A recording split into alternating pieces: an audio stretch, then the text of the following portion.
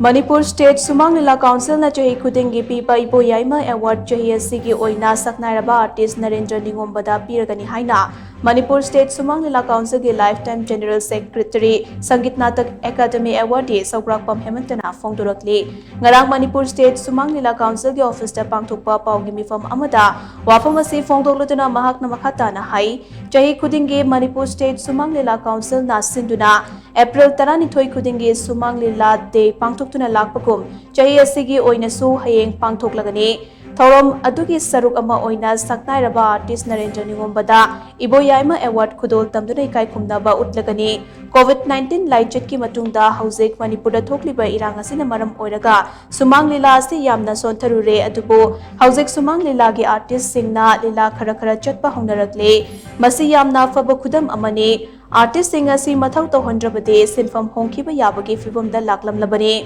adumoinamak Sumang Lila numitna lakpada artist sing asida anauba inot ama soidana happa ngamlagani numit aduda lamjingba artist association ge panthau sangai haina mingthonba lila ma sutkani lila se Manipur State Sumang Lila Council na sinduna pangthokhiba kumja lisingani kulhumdoi gi Sumang Lila Festival da ahanba takhiba lilani haina so mahak makatana fongdokhi Lan maram maraga hai tai me